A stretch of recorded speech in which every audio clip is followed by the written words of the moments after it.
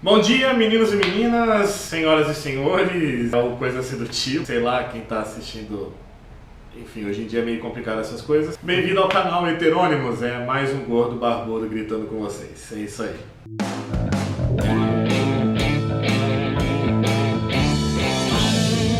Meu nome é Pedro Fuscaldo, eu sou professor de literatura, gosto de carros e estrogonofe.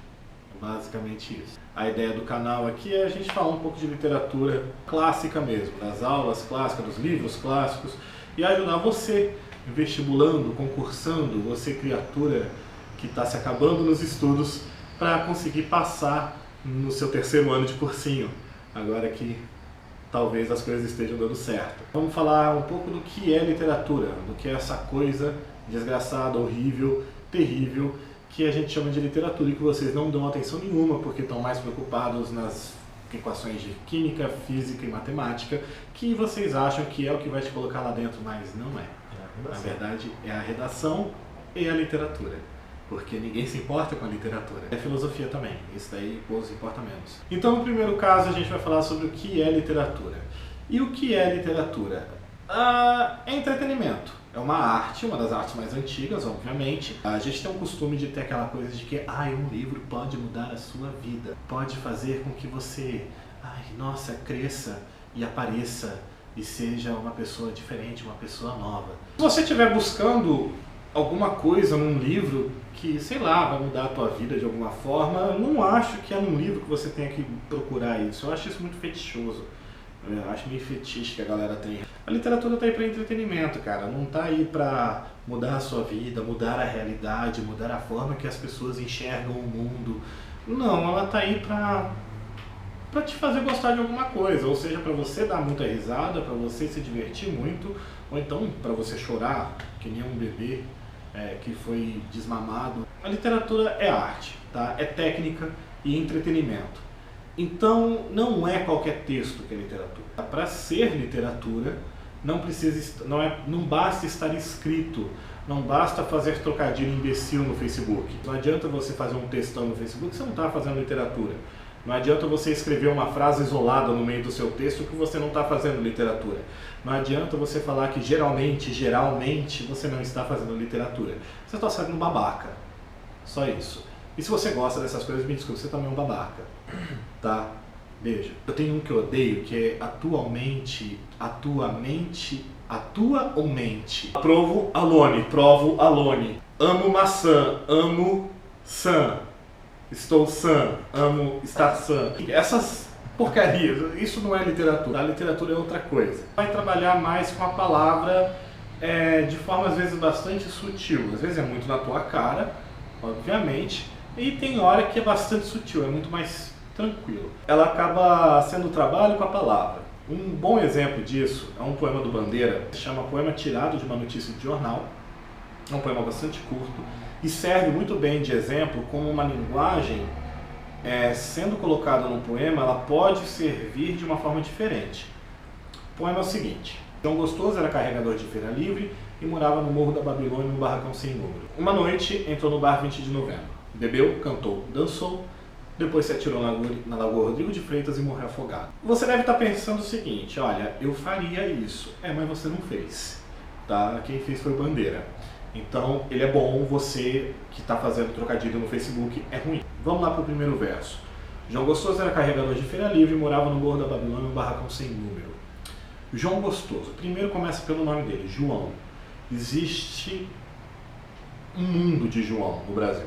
Se você fala João, você está colocando 75% da população brasileira. São vários Joãos, seja lá qual for o plural. O João, ele não tem um sobrenome, né? Eu não conheço ninguém que tenha um sobrenome gostoso. Ninguém se chama João Estrogonofe, ou João Lasanha, João Feijoada. Hello, darkness, my old friend. O João, gostoso aí no caso, então ele não tem identidade, não tem sobrenome. Uma das formas da gente se identificar em relação uns aos outros é o sobrenome. Em seguida, você tem João Gostoso era carregador de feira livre. O cara que trabalha na feira livre, que é dono de uma barraca numa feira livre, e já não ganha lá aquelas coisas. Agora imagina o cara que trabalha para esse cara. A gente percebe que ele tem um nível social baixo. Em seguida, morava no Morro da Babilônia, num barracão sem número. Provavelmente é feito de madeira, com o que restou de alguma demolição de um estádio da Copa. Não que existisse muita Copa do Mundo no começo do século XX, mas no Morro da Babilônia, num barracão sem número. Esse barracão, não é só o barracão que é sem número, o próprio João Gostoso é sem número, ele não tem identidade. O número, de certa forma, daria uma identidade pra gente, seja o RG, o CPF, o número do teu telefone, o número da tua casa, o teu endereço, enfim, ele não tem medidas, não tem como saber quem esse João é, tá? E sem contar que ele mora num lugar abandonado por Deus. A Babilônia, no caso, a intertextualidade com a Bíblia, se você for pegar a Bíblia lá, a Babilônia é um sinônimo de lugar abandonado por Deus e dominado por o nosso amigo demônio, Lúcifer. Beijo. Então você tem depois, ele entrou no bar dia 20 de novembro. Esse negócio dele ter entrado no bar 20 de novembro não é aleatório. Na época não existia o Dia da Consciência Negra, hoje em dia é o Dia da Consciência Negra, mas naquela época representava o Zumbi dos Palmares. É inclusive por isso que o Dia da Consciência Negra é dia 20 de novembro. Então a gente pode deduzir que João Gostoso era negro. Então o que a gente tem? Tem o João, que é um cara que não tem sobrenome, não tem lugar para morar direito, não tem identidade nenhuma, é pobre e é preto. Ou seja, ele é o que a gente chama de marginal. Não marginal no sentido pejorativo, beleza? Não estou xingando aqui o João de marginal. É o que está à parte, que está à margem da sociedade, é o que é colocado de lado. São 3 versos: bebeu, cantou, dançou. Beber e cantar a gente só faz em 2 situações, ou quando está muito feliz ou quando está muito triste. Aí você tem o terceiro verbo, que é dançou. Dançou a gente associa com alegria. Você vai lá, quica no funk, dá aquela sentada, aquelas coisas lá, enfim, essas coisas muito educativas. Que vem, dá uma sentada, dá uma sentada, dá uma sentada, dá uma sentada, dá uma sentada. Mas tem outro significado do verbo dançar, que é se ferrar, tá? É se dar mal, é tomar na bunda. E aí é a conclusão que a gente chega aqui no último verso: ele se atira na Lagoa Rodrigo de Freitas e morre afogado. Esse negócio de se atirar na Lagoa Rodrigo de Freitas e morrer afogado é o momento que você tem o final do que seria essa história, essa epopeia do João Gostoso, se é que a gente pode chamar de epopeia. Porque no caso, ele bebe, ele canta e ele dança, aí ele se atira na Lagoa Rodrigo de Freitas e morre afogado. Quando ele morre afogado num dos bairros mais nobres do Rio de Janeiro, que é aí que percebem esse cara. Ele precisou morrer num lugar que todo mundo conhece para ser digno de nota, para ser uma notícia, para ser notícia de jornal. E é isso que diferencia a notícia de jornal, um texto jornalístico, que a ideia deles é passar uma informação, de um texto literário, que a ideia é passar um sentimento. Esse negócio da literatura, ela foi extravasada, inclusive para o cinema, para os vídeos e até documentários, se você for parar para pensar. Você vai chorar no Marley e Eu.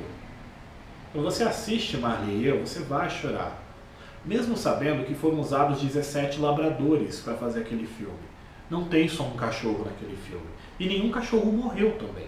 Mas você está chorando por conta do foco que foi dado para aquilo. Milhares de pessoas podem morrer num filme apocalíptico, mas se o cachorro morrer, você está chorando. Então a gente pode concluir que literatura não é contar apenas uma história, mas é contar alguma coisa com determinado sentimento para provocar determinada reação no público que está lendo. E é basicamente isso, não tem muito mais o que adicionar. Outros conceitos de literatura, antes de começar as escolas literárias e os livros propriamente ditos, serão publicados nos próximos vídeos. Espero que vocês tenham entendido, e é isso aí.